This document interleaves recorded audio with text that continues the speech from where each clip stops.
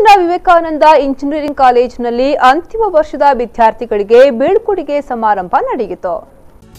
Vivekananda engineering ಕಾಲೇಜಿನ ಕೇಶವ ಸಂಕಲ್ಪ ಸಭಾಂಗಣದಲ್ಲಿ ಆಯೋಜಿಸಲಾಗಿದ್ದ ಬೀಳ್ಕೊಡುಗೆ ಸಮಾರಂಭದಲ್ಲಿ ಶೈಕ್ಷಣಿಕ ವರ್ಷದಲ್ಲಿ ಅಧಿಕ ಅಂಕ ಗಳಿಸಿದ ವಿದ್ಯಾರ್ಥಿಗಳಿಗೆ Wipro regional engineering campus head Binoy K ಪ್ರಶಸ್ತಿ ನೀಡಿ ಗೌರವಿಸಿದ್ರು.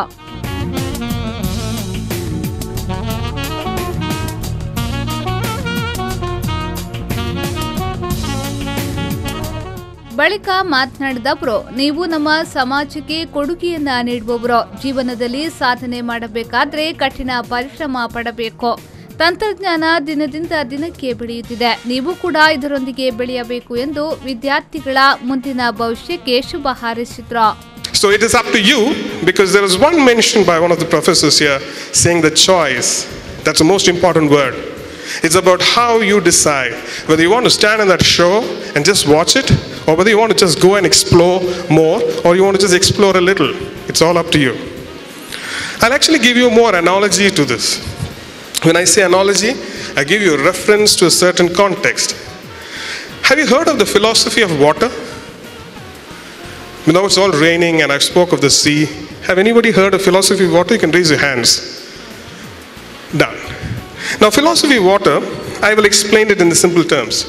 I was actually listening to a very interesting speech some time ago by a very well-known person. And in that speech, the person was talking about the philosophy of water. Now, this is derived from a poem which was written 2,600 years ago.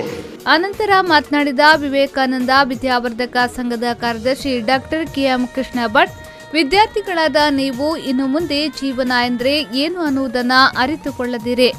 ಜೀವನದ ಪ್ರತಿ ಹಂತದಲ್ಲಿಯೂ ಯಾವುದೇ ವಿಚಾರದಲ್ಲಿಯೂ ಸರಿಯಾದ ಆಯ್ಕೆ ಮಾಡಿದಲ್ಲಿ ನೀವು ಸಾರ್ಥಕ ಬದುಕನ್ನ ಅನುಭವಿಸ್ತೀರಿ ಎಂದು ಹೇಳಿದ್ರು. ವಿಶೇಷವಾಗಿ ತಾಯಿ ನಮ್ಮನ್ನು ಆರೈಕೆ ಮಾಡ್ತಿದ್ರು. ನಮಗೆ ಊಟ ಮಾಡಲಿಕ್ಕೆ ಬರ್ತಿರ್ಲಿಲ್ಲ, ತಾಯಿ ನಮಗೆ ಊಟ ಹಾಕ್ತಾ ಇದ್ರು. ಹೀಗೆ ಅದನ್ನೆಲ್ಲ ಒಂದು ಸರ್ತಿ ಫ್ಲ್ಯಾಶ್ ಬ್ಯಾಕ್ ಅನ್ನು ನೆನಪಿಸಿಕೊಳ್ಳುವಂತಹ ಸಿಂಹಾವಲೋಕನ ಮಾಡುವಂತಹ ಸಮಯ ಈ ಫೇರ್ವೆಲ್ ಸಂದರ್ಭ ಅಂತ ನನಗೆ ಅನಿಸ್ತದೆ. ತಾಯಿ ತಂದೆ ಕೊಟ್ಟಂತಹ ಪ್ರೀತಿ, ಅಣ್ಣ ತಮ್ಮಂದಿರು ಕೊಟ್ಟಂತಹ ಪ್ರೀತಿ, ಮನೆಯ ಕೆಲಸದವರು ಮಾಡಿದಂತಹ ಸಹಾಯ, ತುಂಬ ಕೆಲವು ನಮ್ಮ ಮಾತಾಡುವಾಗ ಹೇಳಿದರು, ಭಾಳ ಖುಷಿ ಆಯ್ತು ನನಗೆ.